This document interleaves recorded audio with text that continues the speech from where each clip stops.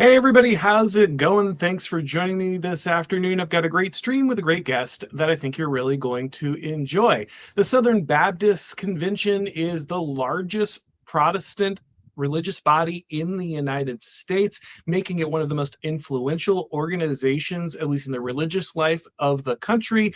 Its parishioners are usually some of the most based people. Its members are some of the most based people in the country, but ultimately the leadership often strays. And unfortunately, just like every different religious organization in the United States right now, the Southern Baptist Convention is receiving a lot of influence from outside actors who aren't really interested in Christianity. Talking to me today about that is the executive director over at the Center for Baptist Leadership, William Wolfe. Thank you for coming on, man. It's a joy to be here. Thank you for having me. And I'll go ahead and say it. Long-time listener, first-time caller. Good to be with you today. Well, it's fantastic to talk to you, and I think this is very important because this is, of course, I've been in Southern Baptist churches since I was, very young. Always been heavily involved. Parents just incredibly devout about this, and so seeing nefarious actors influence something like this, often without the average layperson knowing what's going on, what their dollars are actually going to, is very bad. And I know there's a meeting coming up in Dallas where you're hoping to make a big splash. So we're going to get deep into the details here in just a minute. But before we do, let's hear from today's sponsor. This Memorial Day, a story about grit, redemption, and good old-fashioned family values hits the big screen, and trust me, you don't want to miss it. From Angel Studios, the team behind King of Kings, Homestead, and Sound of Freedom, comes The Last Rodeo. It's the action-packed story of a retired rodeo legend who straps back in for one last ride, risking it all to save his grandson. The movie's about healing broken bonds, facing the past, and proving that real courage means fighting for the people you love. It's raw, it's heartfelt, it's a story about a man putting it all on the line and standing up to danger to protect those that he cares most deeply about. Theaters are selling out fast, so hurry up and order your tickets now. Go to angel.com/Auron to grab your seats for The Last Rodeo in theaters today. That's angel.com/Auron. All right, William, I think a lot of people may just be unfamiliar with the structure of something like the Southern Baptist Convention. It's a little different from some other organizations. So could you maybe give just a basic outline of what the SBC is and what some of the important committees or organizations inside or under its umbrella, what they would be? Yeah, absolutely. So the Southern Baptist Convention, as you said, is the largest Protestant denomination in the United States of America. We have approximately 40,000 churches across the United States. They are largely where you think they would be in the South. As soon as you go north past Virginia, not too many SBC churches. West past Kansas and Missouri, not too many, though there is a decent presence in California. Those 40,000 churches, approximately 13 million members, they all join together and work together for the purpose of spreading the gospel overseas, planting churches here in America, and theological education. We do this through a mechanism called the cooperative program, in which churches contribute money annually to the cooperative program, and then it's divvied up amongst our various entities and institutions. This is very important because I talk about the Southern Baptist Convention as an institution, and it is, but it's composed of a variety of institutions, including 6 seminaries, which train over 50% of all future pastors in America. So if your listeners who are unfamiliar, I'll say this: you should care about the Southern Baptist Convention because there's a good chance your pastor, whether Baptist or not, or non-denominational, or even Presbyterian, might be getting trained at one of our 6 seminaries. We have an international missions organization, the IMB, the largest international missions organization in the world. We have a group called the North American Mission Board that plants churches on the North American continent. And then we have the Ethics and Religious Liberty Commission, which is our official public policy and lobbying arm, and even a publisher called Lifeway, which I'm sure many of your listeners have read a Lifeway book once or twice in their life. Absolutely. So like you said, this is an issue that's important to everyone because even if you don't find yourself in an SBC church, it's very likely that you could be sitting under a pastor who has been trained there. So what happens with the SBC really does impact a lot of people. Now, I've had Megan Basham and some others on to discuss some of the issues that are affecting, frankly, all churches across the United States, but they can also be impacting the Southern Baptist Convention.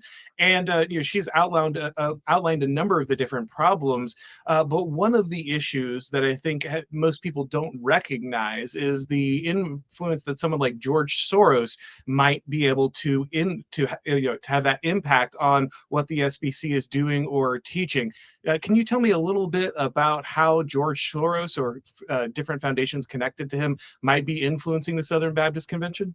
Yeah, absolutely. And so I think the story really begins in the transition to the neutral and negative world that Aaron Renn talks about, when Christianity was no longer a sort of favored religion in America, but instead being a Christian was increasingly frowned upon and ostracized and demonized.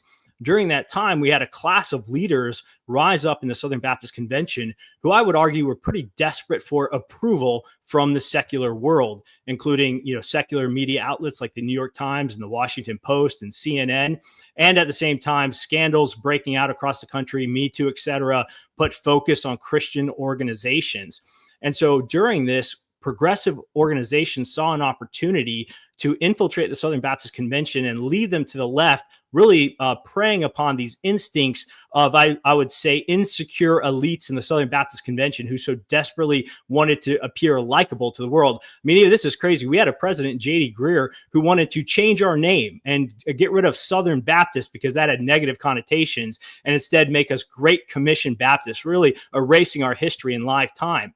And so what George Soros did through organizations like the Open Society Foundations, he propped up these front groups that were intentionally targeting Southern Baptists to move us to the left, particularly on issues like immigration for George Soros, but other organizations like the Democracy Fund, et cetera, targeted us on climate change, on LGBT issues as well. And so to break it down very neatly on the George Soros immigration front, Open Societies Foundation started an organization called the National Immigration Forum, and documents show millions of dollars flowing from Open Societies to the National Immigration Forum. The National Immigration Forum started another AstroTurf group called the Evangelical Immigration Table, which is not a legal entity. It's just a front for the National Immigration Forum, which then convened, quote unquote, conservative evangelical leaders to talk to them about, quote unquote, biblical approaches to immigration, which were fundamentally amnesty, welcoming the stranger, facilitating mass invasion, mass refugee numbers. And that Evangelical Immigration Table, one of their main partners and sponsors, is the Ethics and Religious Liberty Commission of the Southern Baptist Convention. They are joined at the hip, and there's a tie that traces directly back to Soros there. So let me ask you this. A lot of people are going to say, okay, obviously we know that you want to be influential. You are worried about your standing, as you say. You can see that in leaders. But you would think that they would know that a guy like George Soros, no matter how desperate you are for worldly approval or status, isn't a good actor. This is a guy who has a reputation as being rather nefarious. Did they know George Soros was putting this kind of influence into the organization? Were they aware, or were the number of kind of different shell foundations and things between masking that influence? Well, I think initially when the Evangelical Immigration Table was launched, the direct Soros connection was buried. It was buried so deep, in fact, that when Eric Metaxas was made aware of it, he pulled himself out of the Evangelical Immigration Table and says, I want nothing to do with this. But quite frankly, our Southern Baptist elites and the leaders at organizations like the Ethics and Religious Liberty Commission, Russell Moore, Brent Leatherwood, and others, they took an approach, let's be charitable. They took the let's plunder the Egyptians approach. Let's go ahead and take this progressive money and do what we want with it. But at the same time, their values on immigration were significantly to the left than the average Southern Baptist. So they didn't really have any issue promoting, this biblical immigration policy that really was fundamentally amnesty for all illegal immigrants, welcome the stranger. And so whether they knew or not, I think ultimately they might not have cared, because the George Soros immigration agenda was their immigration agenda too. This is so difficult because I've seen this even being in a church. You know that the people around you have good biblical grounding in most of their beliefs, but immigration is so difficult for them because they, of course, want to be compassionate. And often the way that this is phrased to people is, well, look, these people are coming anyway. They're already over the border. There are already starving children inside this country because of what's happening. We're not facilitating them moving in or out. We're just taking care of our neighbor once they're here. And that is, I think, a message that resonates with the compassion and those that want to care for the stranger, as is so often emphasized. And they have a very hard time pushing back against that. What can we do to firm up the understanding of churchgoers that you can care for your neighbor, but part of caring for your neighbor is defending your neighbor's property, their safety, their livelihood? You're not caring for your neighbor when you import a large number of people who often are uneducated, don't speak the language, don't have work, and turn to crime. You're actually, in many cases, facilitating human smuggling operations. Yet it's very difficult for people to come up with arguments when they get in kind of this framework that's been laid out by them by organizations that are ultimately exploiting the word of God. Yeah, you're right. It is a difficult conversation. I worked in politics myself in Washington, D.C. for 10 years before I became more of a public commentator and leading this public organization. But I'll say I never realized that the Great Commission came with open borders. Who knew? I didn't know that until recently, or that being a Christian from any country gives you a global passport and allows you to come to the United States whenever you want, regardless of our immigration laws or policies. So on that point, I'd say one of the most important things we can do rhetorically is remind Christians that fundamentally we are law-abiding citizens. Sometimes it is appropriate to reject the tyranny of governmental overreach. I mean, you have a whole book on that, right? COVID shows us that too. But there are legitimate laws that should be followed, and there's a basis for that in Romans 13. And fundamentally, Romans 13 also teaches that it's the role of a government, in that case, Caesar, in our case, our president, to ensure that the well-being and the priority of his citizens are cared for first according to principles of justice and righteousness. I think high-profile crimes like the tragic murder of Laken Riley, this horrific event that happened in the New York subway, and many others has helped sort of change the narrative on this sum. But it really gets back to what you said, this weaponized emotional rhetoric, or as Joe Rigney would say, the sin of empathy being deployed to really coerce Christians and Southern Baptists in particular to support what amounts to national suicide. And you can't find that anywhere in the Bible. So you already mentioned immigration, talked a little bit about global warming. Are there other organizations or other vectors that George Soros or other nefarious actors are using to try to infiltrate the Southern Baptist Coalition and warp the views of its different members? Yeah, well, George Soros on immigration is one of the big ones. And I just want to read one quote here real quick, and then I'll get on to the other ones. In Open Society Foundation documents, they say, in the course of our work, we were able to generate engagement by conservative voices such as evangelical Christians and Southern Baptists through Grantee National Immigration Forum. So there it is. They boast of it. So Soros on immigration, Democracy Fund on climate change and LGBT issues as well. And then also I would point out that the Me Too scandal and movement in America really gripped the Southern Baptist Convention during the height of the Me Too, which is really just weaponized feminism out to destroy the lives of men. It completely destroys the concept of due process, which is a very biblical concept as well.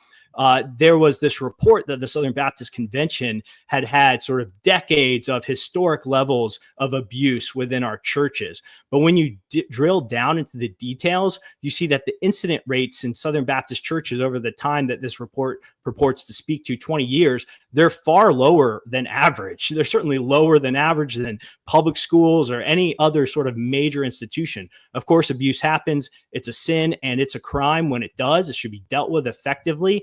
But really, the Southern Baptist Convention is not some den of abusers. And that rhetoric, Auron, was really used against us now to the tune of millions of dollars having been spent on consultants and legal fees and settlements. And as many pastors claim, we're not any better off for it or any safer for it.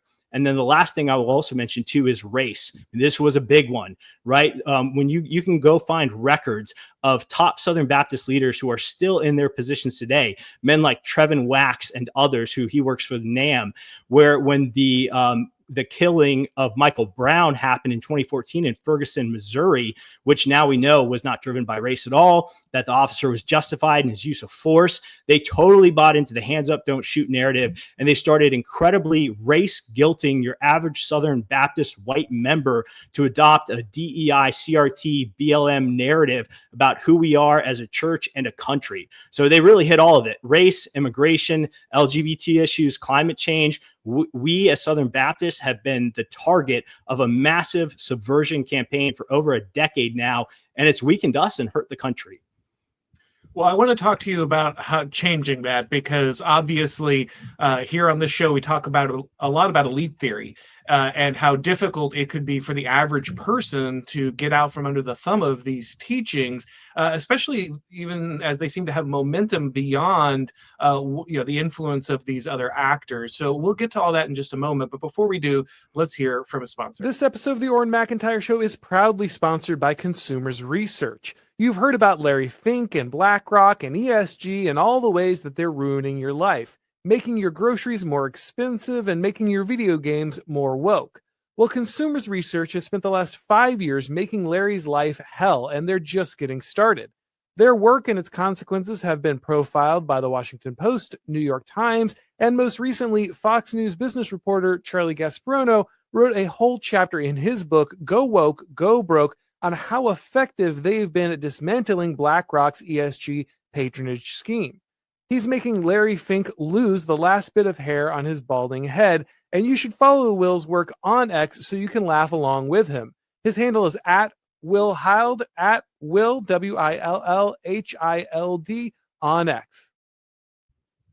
So one thing that's pretty interesting, even though these influences are being unearthed, even though probably awareness of them is rising, it seems like in many cases, a lot of churches are embracing these issues after the fact, even though it's now becoming less socially popular, I think, to have a lot of these progressive beliefs. Now that we're seeing, I think, the rise of MAGA and Donald Trump's second presidency solidifying some movement to the right in the country, it seems like a lot of churches, including in some cases Southern Baptist churches, are kind of continuing with that momentum. Like they've bought in and they have to continue to push this agenda, even as it becomes less and less popular with the average person going to their church. Is that because there's a true buy-in for the average pastor? Is that because they think it's still going to raise their clout? Is it just the nasty habit of many evangelical churches of being 20 years behind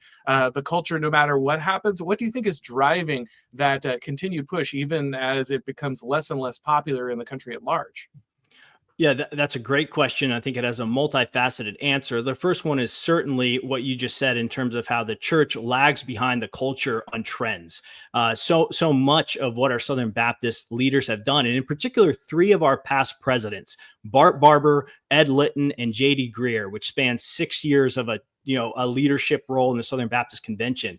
They baptized DEI and CRT and feminism under Me Too after the culture adopted it. So they followed the culture. And so now that the culture is shifting, I mean, quite frankly, this is sort of sad, but I hope that some of our new leaders will follow the culture again as it moves to the right a little bit. But fundamentally, what the church should be doing is leading and not following. Our current president, Clint Presley from North Carolina, he's doing a much better job than our last three presidents. So that's a positive change in the Southern Baptist Convention. And I do think that many of your average members, as books like Shepherds for Sale took the nation by storm from Megan Basham, read that and wake up and they get involved. But what we do have, back to elite theory, is we still have a fundamental mismatch between the vast majority of elites, the 5 to 10% of Southern Baptists, who are at odds with their conservative base. I think conquest laws of politics are very much at play in the Southern Baptist Convention, particularly with our massive bureaucracy working, the way that the massive bureaucracy works. You can assume it's controlled by a cabal of your enemies. And it certainly looks like that in Southern Baptist life. Thankfully, Southern Baptists have a mechanism of change available to them that hardly any other denomination out there does. We gather once a year, every year, for an annual meeting where 10 to 12,000, sometimes even 20,000 Southern Baptists show up, and we can vote on new leaders. We can vote on amendments and reforms and changes. And so really we're in this cusp of a slow but steady wake up, driving the base to the meeting to drive real change. The power is within the churches and the people. They just have to wake up and show up, and we can take this thing back again. Yeah, and that is, of course, a noble effort, and I encourage people who can involve themselves to do so. But as we've kind of both pointed to, often it's very difficult to get the laity of the church, the average member, to really get animated about something like this. That again, leap theory does tend to play itself out. And so while I, again, hope that that mechanism, as you discussed, really is one that allows you to leverage change, ultimately, we're probably going to need to see a difference in what I guess the tastemakers in culture ultimately think, right? That this is, if the leadership is trying to elevate itself by aligning itself with the world and these elite organizations, then ultimately they should be leading. They should be the ones setting the culture, not the other way around. But if that really is the spirit in which they're operating, without a outside influence of some kind, they're probably just going to continue to chase that dragon unless they really get a full-on revolt from the average person in the pew, right? Yeah, no, I think that's right. And so that's one of the things that we focus on at Center for Baptist Leadership, is trying to cultivate a new class of essentially Southern Baptist Convention elites, for lack of a better word. Elite's a dirty word, right? But elites can be very good. They can be useful. A rightly ordered elite with virtue and care for the people under his charge takes care of them, looks out for their interests, and defends them in the public square against the secular media. He doesn't sell them out for, a few head nods from Anderson Cooper, as one of our former presidents did. And so, when we call ourselves the Center for Baptist Leadership, we're not necessarily saying we're the leaders. We're saying we want to cultivate really anti-fragile and biblical Baptist leaders for the 21st century to reunite the base with the head in the Southern Baptist Convention. And I'll say sort of three ways I think about doing that is disgrace, replace, and credential. Right. So the ones who are failing, and we've seen Chris Rufo do a good job of this, I think, in many ways at Harvard, just exposing and disgracing the corrupted elites. That's where sort of you make the enemies, but you've got to do it. You have to tell the truth. Then you have to try to replace them. But in order to replace them, you have to be credentialing new leaders. And this is important too, Auron, as I've thought about this, is giving a new incentive structure. Right now, the incentive structure in the Southern Baptist Convention are for compromise and cowardice. We want to provide an alternative incentive structure that rewards courage and clarity and boldness, both within the Southern Baptist Convention and in the public square. Excellent. Well, I want to ask you a little bit about how you think the Trump administration is doing in relation to the interests of Christians and specifically the Southern Baptist Convention. I also want to talk a little bit about how it is difficult for many Southern Baptists to see themselves as a group with an interest that they should be advocating for. But before we do, let's talk a little bit about winning. Hey guys, if you've been watching this show for a while, then you know that around here we encourage something that conservatives usually don't do, winning. That's why it was so great to see Donald Trump's electoral victory, along with the cultural and political momentum that the right just hasn't had in a very long time. But we also know that the fight is far from over, and at some point the left will start pushing for censorship again. If you like what I'm doing here and you want to keep it going, then head over to Blaze TV. They have the behind-the-scenes content, exclusives, and documentaries that you're just not going to see anywhere else. And it starts at just $8 a month, basically the price of a fancy coffee, when you use the promo code Auron at checkout. That's only 26 cents a day to stand with a platform that stands with you. So go to blazetv.com/Auron and subscribe today. That's blazetv.com/Auron. The promo code is AURON, and you'll save $20 right now off the annual plan. All right. So, William, one of the problems, I think, for a lot of Southern Baptists, and Christians in general, but I think especially Southern Baptists, because I don't just say this because they're my people, though they are, but they are the heart of, I think, the United States. It really is the core of what the United States is to me. And so for a lot of Southern Baptists, it's hard to see them as having some kind of definitive group interest, somehow separate from the American population. Everything that's going to be good for America is good for the Southern Baptists and vice versa. And so I think that mindset can make it very difficult for them to recognize themselves as a group that has to advocate, that has interests, that needs to be aware of how politicians are impacting them and how politicians might be targeting or influencing the things that they care about. What do you think about that idea? Do you think that there's a lack of ability for Southern Baptists to understand themselves as a group that does need to advocate for their own interests, or do you think there's anything else at play there? Well, I love this question because it's a core part of our mission. And I will go ahead and offer a disclaimer for the haters and the enemies listening to this. The Southern Baptist Convention's work spreading the gospel and planting churches is so important. That's the core of what we do and what we want to protect. When we fight against this wokeness, these insidious ideologies, we do that because they compromise the gospel. But also the Southern Baptist Convention is a massive bloc within the United States of America. There are 13 million of us with political interest and civic interest in this country. And I would say also, along with having interests, we have responsibilities as citizens to the United States of America. And for us to sit on the sidelines while the country goes to hell in a handbasket, I would argue is fundamentally a terrible stewardship of the talents of this country that God has entrusted us with. So we're trying to encourage Southern Baptists fundamentally to be better citizens. And that doesn't make us some naughty, bad political organization. There's plenty of people planting churches, plenty of people sending missionaries overseas, but Southern Baptists need to do this. We need to wake up. So why aren't we doing it? Well, I would say one thing, and you might appreciate this in some other areas as well. I think Southern Baptists have been sold a false history of who we are and what we believe throughout the latter half of the 20th century.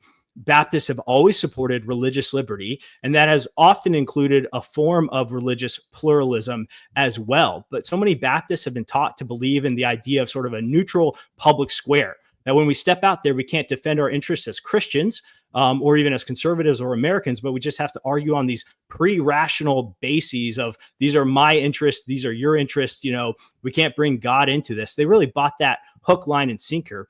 And they really were, I'd say, captured by a post-war liberalism that really denies our fundamental Baptist interest. There's one Baptist I love to point to, Andrew Fuller. He was a British Baptist pastor in England.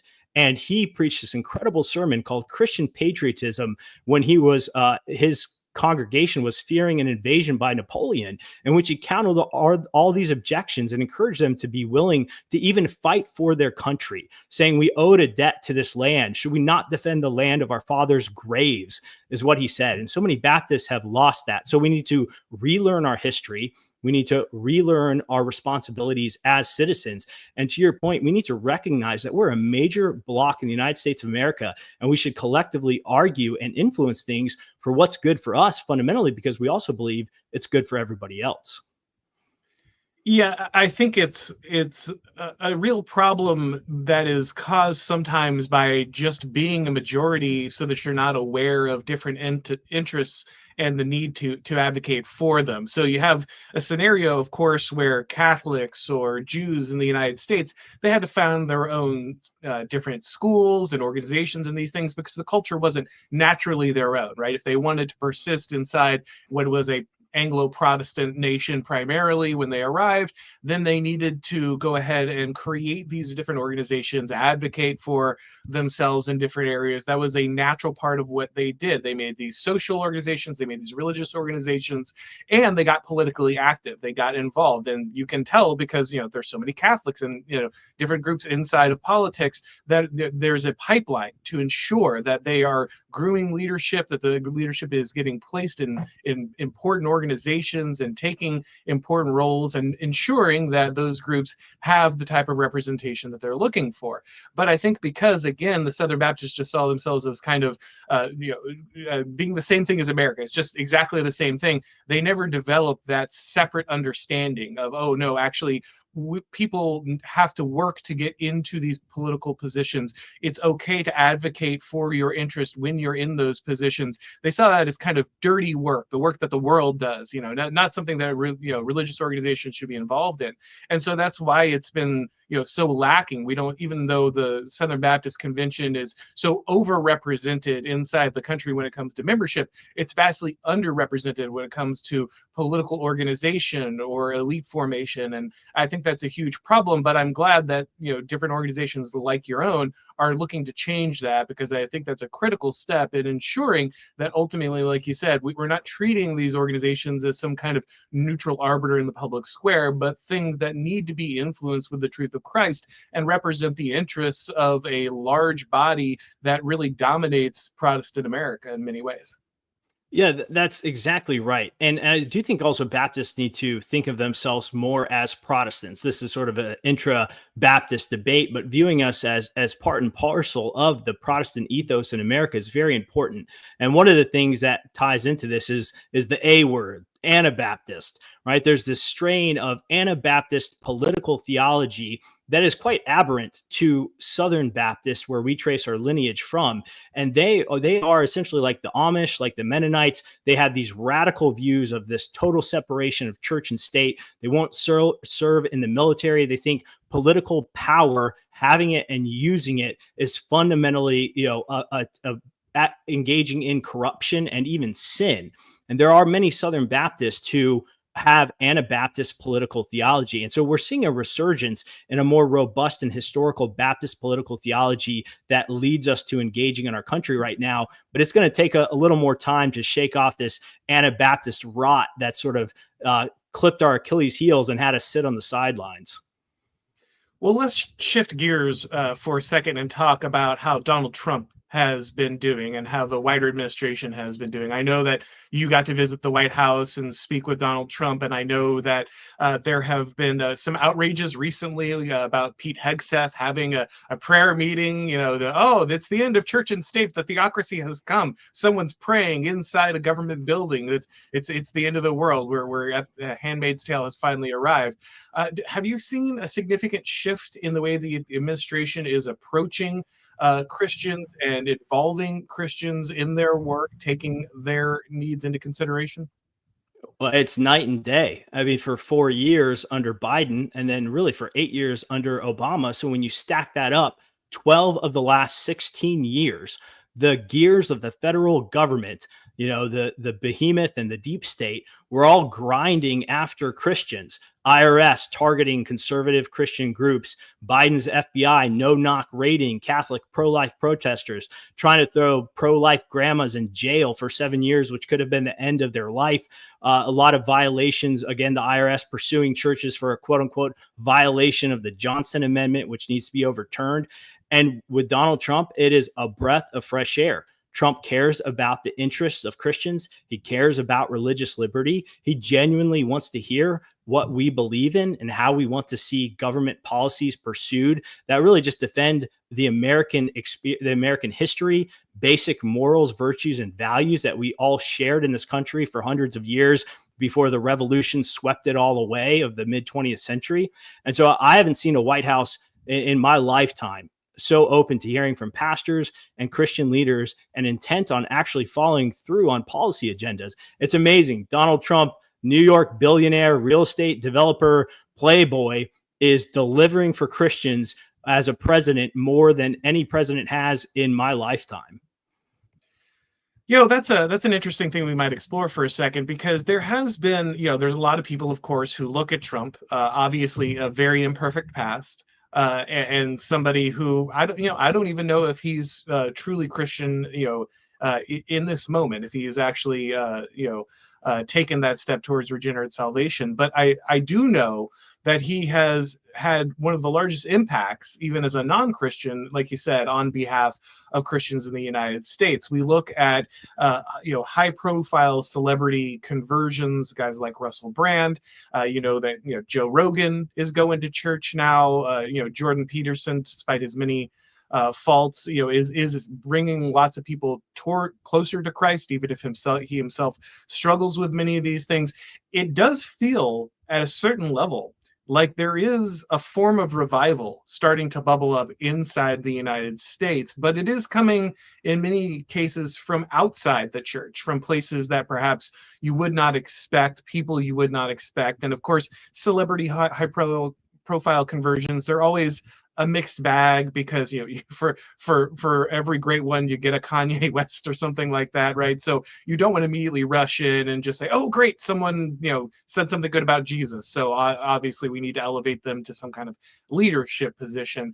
But it is interesting that a guy who ultimately does not have this long record of piety like Donald Trump would outperform many people like, say, Mike Pence, if he was in that position, when it comes to caring about the interests of Christians. And so many people who otherwise would not be interested in Christianity now seem to be searching for that. What do you think about this possible revival that seems to be coming from outside the influence of the church, but ultimately still seems to be driving people towards the things of Christ?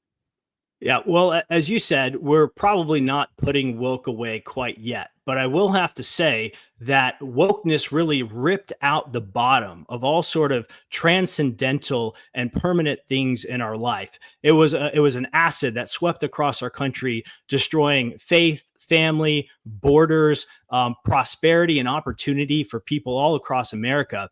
And when you're seeing things like Kamala Harris advocating for transgender surgeries for incarcerated illegal aliens, I think people start asking themselves, what is going on with the country that I'm in? And we're seeing that young men in particular are being attracted to tradition, to the church, to the idea of having a family. There's still a desire for the hope of a better life. And after many decades of being told religion was this ugly and backwards thing, we saw what was really ugly and backwards was this crazy wokeness, which functioned as religion in many ways. So I think that's definitely tied into it.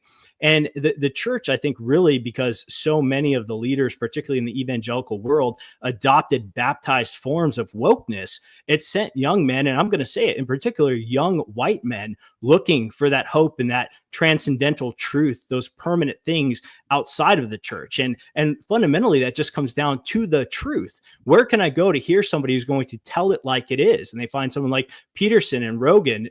Peterson, who was famously made popular for refusing to use transgender pronouns. Contrast that with this guy, Preston Sprinkle, who's a major evangelical theologian who tells Christians to practice pronoun hospitality, that we should use trans pronouns to, quote unquote, love our neighbor. If you're a young white guy who's 20 dealing with woke HR scolds, who are you going to listen to there? So I'll tie all that up by saying that I think God has been very gracious to us. God uses crooked sticks to draw straight lines. He tells us to pray for kings and rulers that we may live peaceable and quiet lives. And Donald Trump is giving us the opportunity to do that and sort of recreate cultural conditions in our country that drive people to church. And I hope, as we see a resurgence of what's called cultural Christianity, true spiritual revival would come along with it. But I will say this: give me the conditions of cultural Christianity that allow me to pursue spiritual revival any day and twice on Sunday before we demand sort of neutral, secular pluralism that demonizes Christians and sends us into the closet. Yeah, I was amazed, because I wasn't plugged into kind of these wider debates across different Christian, political sects about, whether or not we should have cultural Christianity, whether that's a good or an evil thing. I didn't know any of these debates existed. I always assumed, of course, it was better, because even if someone is not immediately completely, saved, if they have not completely committed themselves to Christ, ultimately they are at least familiar with the biblical truths. They kind of marinate in the culture, and they absorb some of these things. I taught in public schools, and the amount of just basic biblical ignorance, people are so biblically illiterate, they didn't if you make a reference to Jonah and the whale or David and Goliath, you just got blinks from all these different kids sitting across you. So it's not just that you don't have a saving knowledge of Christ, you don't even have a culture anymore, because you've lost the basic touchstone that allowed you to have conversations. Again, Peterson, for all his faults, has brought a lot of people to the understanding that real truth is actually contained in metaphor, that is the stories, the narratives that we tell ourselves. They are the things that define us and make us who we are and allow us to understand each other and have these conversations and have a common culture. And so a cultural Christianity is critical, I think, both for ultimately the possibility of salvation for the average person, but also the fact that it binds us together and gives us a real organic identity, something that is wholesome and pushes us towards the good. And it just blows my mind that there are people out there who are like, no, some person might be a false Christian if we have cultural Christianity, so we need to turn every institution over to people who literally hate God and their fathers just so that we can be punished. Like that's the greatest thing in the world, that the goal is persecution. Very confusing mentality to me.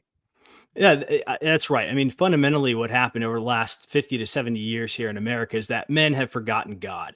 And it was an intentional thing, too, right? They took the Bible out of public schools. And by doing that, really took it out of our public life in the 1960s. Sometimes on the right, we talk about what's the most important date in the 1960s? Was it 1965 and the Civil Rights Act, or was it the Immigration and Nationality Act? Well, I would say it might be 1963 when a Supreme Court ruling, said that prayer and Bible reading in public schools could not be compulsory, and it really drove it out. And when you do that, Auron, is you rip out the foundations of Western civilization and the United States of America. The Declaration of Independence, the Constitution, and the Bible are what this country was built upon, and what it ran on really for almost 200 years. And when we ripped out those foundations, which the secular left did very intentionally, the Marxists did, and that gets right back into the Southern Baptist Convention, as they marched through the institutions. They called pastors suckers because they were such soft targets. They brought them into this project of cultural annihilation by taking our eyes off of our Creator and bringing them down onto ourselves, saying, you make your future, you make yourself. If you're a boy, make yourself a girl. If you're straight, make yourself gay. If you're a family, you can be whatever you want to be. And what has that gotten us? Birth rates out of wedlock have skyrocketed. Divorce rates are through the roof. The American dream seems out of reach to so many other people. And underneath all these issues, economics, marriage, immigration, is the truth that we need to recover, that we need to remember God and worship Him and order our lives accordingly. It came up. I hadn't expected us to discuss it, or I would have pulled the clip, but I'm sure you saw the Jordan Peterson debating 20 atheists video that's been going around. For those who don't know, there's this channel Jubilee, and they do a lot of these kind of clickbaity, two groups, what do they think? We're having a real talk type discussion things. They go out and hire actors for this stuff, so you never know if there's any actual organic interaction. But I imagine there had to be at some level, because otherwise we wouldn't have got the clip that we got here. It was apparently the video was originally supposed to be 20 atheists debate one Christian, but Jordan Peterson kept refusing to declare himself a Christian. And that confused so many of the atheist debaters that they had to change the video title after they posted it. And, it's an interesting moment because, again, I have a lot of respect for personally helped by it in a difficult time. Peterson has ultimately said some things about, even realizing the resurrection of Christ and, acknowledging that to be a truth. But he seems so hesitant to be able to embrace Christianity, even though he draws so deeply from it. And I just didn't know what your thoughts were on that. There's a particularly difficult moment where he's sitting with and don't get me wrong, the atheist is a little snot, right? He's incredibly rude to him. He's the personification of a Reddit atheist. But Jordan Peterson kind of looks at him and says, well, you're quite something, aren't you? And the kid looks at him and says, well, you're quite nothing, aren't you? And I thought that was just so brutal, because for all of Peterson's wisdom, his lack of ability to kind of cross the finish line and embrace Christ in a public way seems to wound his overall ability to actually hold these conversations. Well, it certainly does. And if I were to venture a guess at what his maybe epistemological hangup there is, that fundamentally coming to Christ truly salvifically involves, recognizing you're a sinner and bending the knee and asking for forgiveness from a crucified and risen Savior. It's giving up control of your life in a way that I think is truly uncomfortable to so many people. And this is a great opportunity for me to say, while I want cultural Christianity back in America. Come on, bring it back. I want the Bible back in our public life. I want Christianity respected, even favored in the United States of America. Fundamentally, Christianity isn't, at its essence, a cultural renewal program. The Bible isn't a book of good metaphors and good stories and good life advice. Jesus wasn't just a good teacher. Jesus is the incarnate second member of the Trinity, God becoming man for us, perfectly human, perfectly divine, living a perfect life in our stead, dying on the cross to suffer the just wrath of God that we deserve for our sins. And we know, as Roman teaches us, that we have all fallen short of the glory of God. Everyone is a sinner. And our only hope of being justified on that final day of judgment before our Creator is to cling to the perfect and finished work of Jesus Christ. That's the gospel. Thank you for giving me an opportunity to preach it here on your program, brother. And that's what I think the hang up is for Jordan Peterson, is he would need to bend the knee to the risen Savior, Jesus Christ, and see him for who he really is, and not just a useful archetype or metaphor for ordering our lives or making our beds. Amen. Very true. So, William, before we go to the questions of the people, I want to ask you two questions. One, if you are sitting down with Donald Trump and you say there's one thing that you could do, one change you could make that would help the cause of Christians and the spread of Christianity and the salvation of Americans, what would that be? And two, I know, like you said, you're looking to make a big impact on the upcoming meeting here for the Southern Baptist Convention. What should the average person be doing? How can they be a part of that? Well, those are two great questions. And I would say the first one is a tad tricky. I would say if I had a long enough time to have a conversation with Donald Trump and the requisite personal, relationship to do it, I would encourage him to publicly repent of his sins and profess faith in Jesus Christ. I hear reports that, his faith and his beliefs have been changed since his, brush with death and that assassination attempt. Being saved by God live on television will do that. Yeah. Yeah. And so I think Donald Trump really does recognize the gracious hand of providence of God in his life. But I think there could be few things more beneficial for this country and for Christianity for Donald Trump to even pull, I think it's Eisenhower, and be baptized in office as a president. That would be incredible on the personal front. On the policy front, I would say one of the most important things that he can continue to do is to reground our understanding of America as a fundamentally Christian nation. That doesn't mean that other religions aren't welcome here, but they come here on our terms. They assimilate into our culture, and they don't try to erode and destroy the Christian heritage that built this country. And then to your second question, what can people do at the Southern Baptist annual meeting in Dallas? Well, first come. If you're listening to this and you're a Southern Baptist, it's not too late to come. It's in Dallas, June 9 to 10. Second, come ready to take 3 major votes. One, we're going to have a major vote on reforming the Ethics and Religious Liberty Commission, which we believe is deeply out of step with Southern Baptist priorities and, frankly, biblical priorities. That vote will look like a vote to get rid of it. That takes 2 years. So this first vote is a warning shot.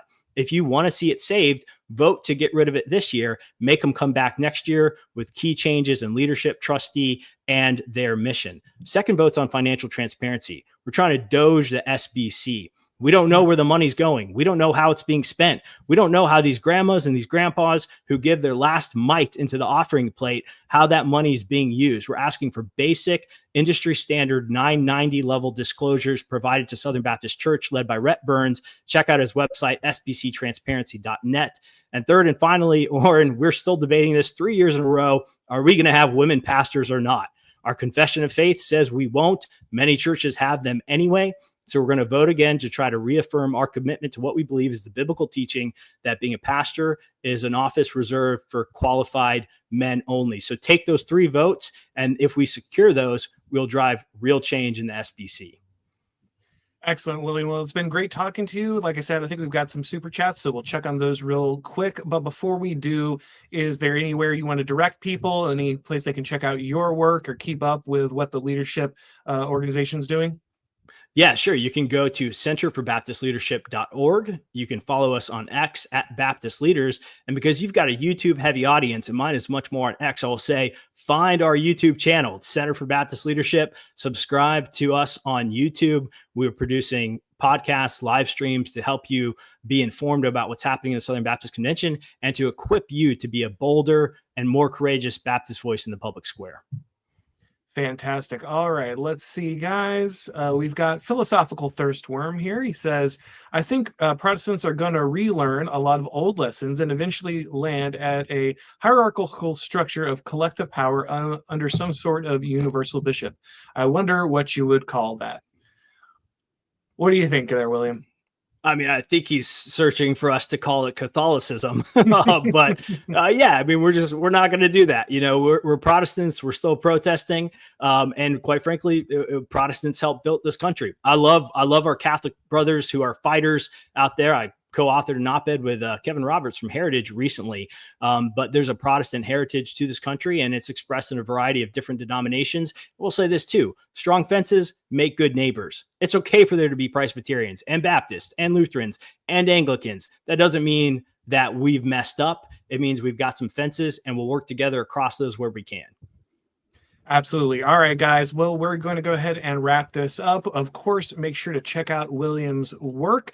And if it's your first time on this channel, make sure that you subscribe, click the bell notification, everything, so you know when we go live. If you want to get these broadcasts as podcasts, you need to subscribe to the Auron MacIntyre Show on your favorite podcast platform. And if you'd like to support the channel, you can head over to shopblazemedia.com, click on the Auron MacIntyre collection, where you will find merch for the show. Thank you, everybody, for watching. And as always, I'll talk to you next time.